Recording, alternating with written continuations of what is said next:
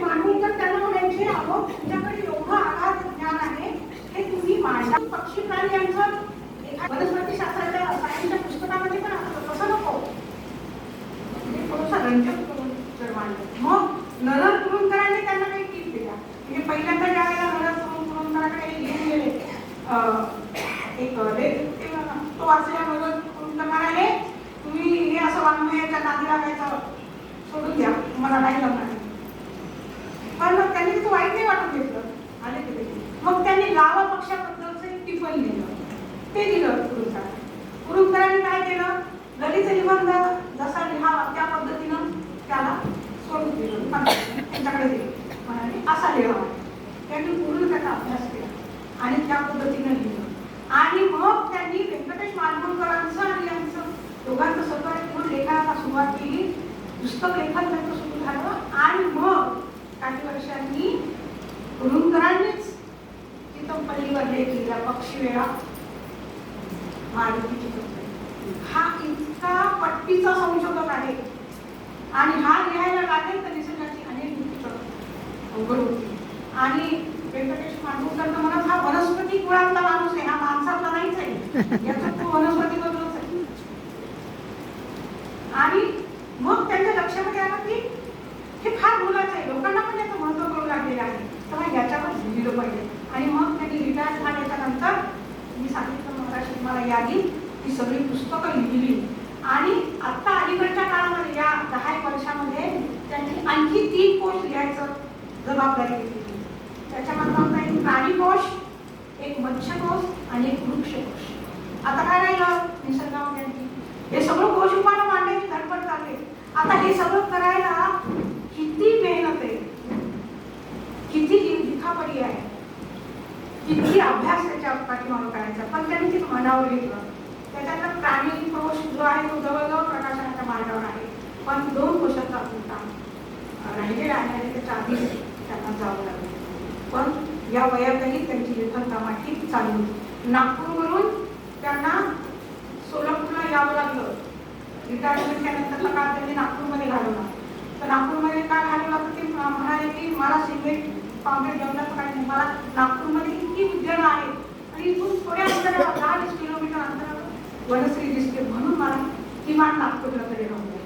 फार थकले त्यावेळेला त्यांच्या पुतण्याकडे ते सोलापूरला ते म्हणाले, माझ्या डोक्यामध्ये ते आहे आणि मला हे सगळं कोशाच्या रूपानं मांडायचं आहे. एका मुलाखतीमध्ये त्यांना असं विचारलं की तुम्हाला पुढचा जन्म कोणता केला होता. ते म्हणाले, मला मनुष्य जन्म नको, मला अरण्यातल्या कशातही पक्षी प्राणी किंवा झाड चालेल, पण म्हणजे नाही, पण तरी माणसाचा जन्म कशाचा माना. ते म्हणाले, मला ना बौद्ध भिक्खू व्हायचं आहे पुढच्या जन्मी, आणि हिमालयापासून तिबेट पर्यंतचा प्रदेश मला भिक्खू होऊन भिक्षा मागून फक्त निसर्गाचा आनंद आणि त्याचं संशोधन करण्यामध्ये घालवायचं आहे. मग मला आणि तेही जन्म तर निदान मला समुद्रकाठी जन्म मिळाला पाहिजे, कारण समुद्राचं माझं निरीक्षण करायचं राहूनच गेलं त्या सगळ्याच्या. एक जन्म नाही पडला मला. आणि मला समुद्रात वादळं कशी येतात, समुद्रात आतलं खायचं, आता तिथं सुद्धा जाणून गेली, तिथं या सृष्टीचं घसपट आहे खाली, मला त्याचा अभ्यास करायचा आहे. आणि म्हणून मला समुद्रकाठी जगायला मिळालं तरी. ते म्हणाले, निसर्गालाच मी नेहमी देव मानलेला आहे आणि त्याचीच मी वेगवेगळ्या पद्धतीनं पूजा केलेली आहे. मी हे जाणलेलं आहे आणि मी हे भावनिक होत आहे, त्याला अनुभूती घेतलेली आहे. मला वृक्षामध्ये देवता दिसतात, मानतो मी तसं. आणि वृक्षासारखा धर्मात्मा नाही, वृक्ष फक्त देतात, ते क्षमाशील असतात. चालता न येणारा ते माणूस आहे असं मी मानतो. मी त्याला चालता येत नाही, ते माझ्याकडे येऊ शकत नाही, पण मी राहू शकतो त्याच्याकडे, आणि मी त्याला माणूस नाही. आणि म्हणून त्यांनी त्यांच्या साहित्यातून या झाडांना, या पक्ष्यांना, या प्राण्यांना व्यक्तिचित्राच्या रूपात रेखाटलेले. एखादा कदंबावर त्यांना यायचे समजा, नुसतं कदंबावर नाही, झाडाच्या रूपावर नाही, तो त्या कदंबाला लोकसाहित्यात काही त्याच्याबद्दल गोष्ट आहे का त्याचा उल्लेख करायचा. काही लोकगीतात आहे का, महाभारतात काही उल्लेख आहे का, संस्कृत साहित्यात उल्लेख आहे का, अलीकडच्या काळात आहे का, पाश्चात्य विकायची आणि ती लगेच दुकान मारायची. मग बाकीच्या गोष्टी त्याला बहार कधी येतो, फुलं कधी येतात, फळ कधी येतात, पण त्याचे उल्लेख कुठे कुठे आहे म्हणजे आपल्या लक्षात येतं की या वृक्षाचं महत्व काय. पक्ष्यांबद्दल, प्राण्यांबद्दल लिहिताना सुद्धा याच पद्धतीने की त्याला आधीच्या साहित्यात कुठे कुठे काय काय त्याचे उल्लेख आहेत आणि अशा रीतीनं वाचकाला ज्ञान समृद्ध करायचं, त्याला जाणीव समृद्ध करायचं. पक्षीकोश लिहिण्याचं किंवा हे सगळं साहित्य लिहिण्याचा उद्देश त्यांचा एकच होता की मी जे जाणलं ते मला इतरांना द्यायचं आहे, त्या सगळ्यांनी जाणलं पाहिजे. तेव्हा त्यांची जी धडपड आहे, त्यांनी जे जीवन समोर त्याच्यासाठी वाहिलेलं होतं. आपण त्यांची ग्रंथ वाचाल तर तुम्हाला त्याची तळमळ लक्षात येईल. आता आपण किमान कुठं जायचं निदान गार्डनमध्ये जातो ना, तिथं आपण करू शकतो. तर त्याच्या संदर्भात मला असं म्हणायचं आहे की हा निसर्ग आणि माणसाचं काय नातं आहे. खरं तर ते जीवच आहे तो हा निसर्ग आणि माणूस. म्हणजे आपल्या शरीरामध्ये जी 7 चक्र आहेत, मूलाधार चक्र आहे, स्वाधिष्ठान चक्र आहे, अनाहत चक्र आहे, विशुद्धी चक्र आहे, सहस्त्रकाय चक्र आहे. ही आपल्या शरीरातली 6 चक्र जर असंतुलित झाली तर माणूस आजारी पडतो. पण ही चक्र जर संतुलित करायची असतील तर माणूस निसर्गात मध्ये गेल्यावर त्याचा उपचार आहे. म्हणून तुमचं अनाहत चक्र जर असंतुलित झालं तर तुम्ही हिरवी झाडं बघा. तुमचं विशुद्धी चक्र विस्तृत झालेले तुम्ही पक्षी, प्राणी यांच्यामध्ये वेळ घालता. तुमचं मणिपूर चक्र जर विस्कळीत झाले, असंतुलित झाले, सूर्याचं खूप अंगावर. तुमचं मूलाधार चक्र जर असंतुलित झाले, जमिनीवरून सांगा, गवतावरून सांगा. म्हणजे निसर्गाचा आणि आपलं किती जवळच नातं आहे की तोच आपलं सगळं भरण पोषण करतो.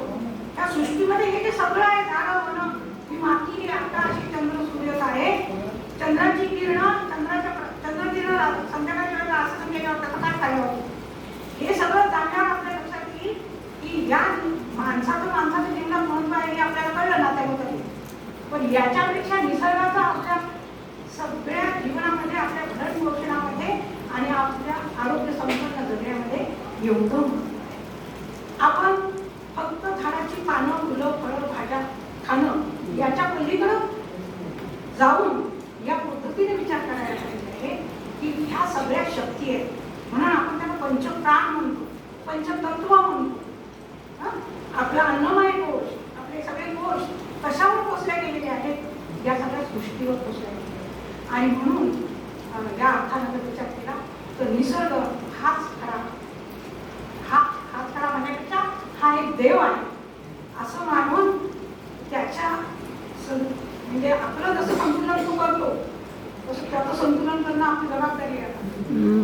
आणि त्यामुळं चितमपल्लींच्या या सगळ्या साहित्याचा अभ्यास करत असताना त्यांच्यामधलं निसर्ग प्रेम हा जो गाभा घटक आहे त्याचा हेतू व्यक्तिमत्वाचा आणि त्या निसर्गावर प्रेम करायचं तर किती परामुक्तीचं करायचं, किती अभ्यासपूर्ण रीतीनं करायचं, किती डोळसपणे आणि किती जाणतेपणे करायचं याचा संदेश त्यांचं साहित्य वाचल्यावर आपल्या लक्षात येईल. त्यांची 20 ग्रंथ आणि 4 कोश एवढं साहित्य जरी वाचलं तरी निसर्ग ही काय जादू आहे ते आपल्या लक्षामध्ये येतं.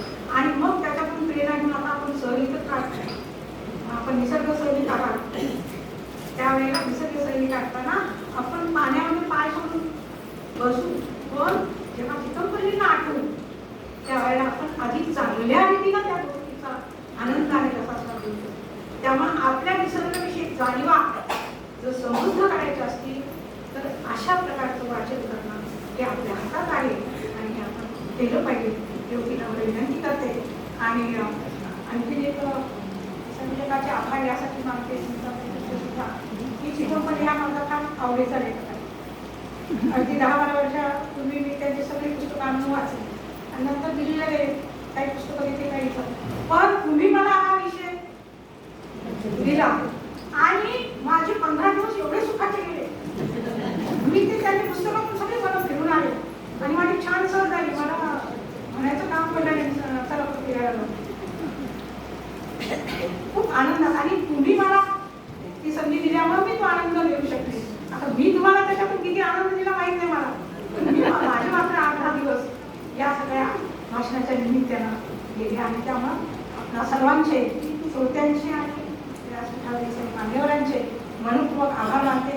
जर असं लांबलं असेल तर माफ करा. खरं तर अजून मला बोलायचं होतं पण वेळ फार आवश्यक आहे.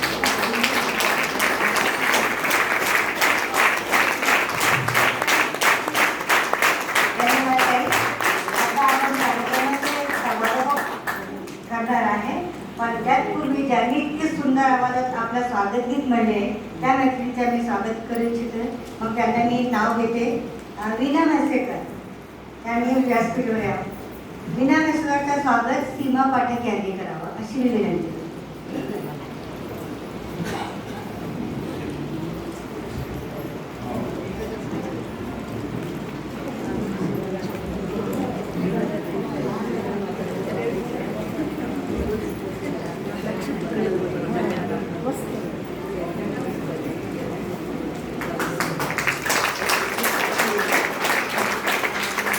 बेखाने यांचं स्वागत शैलजा जोशी.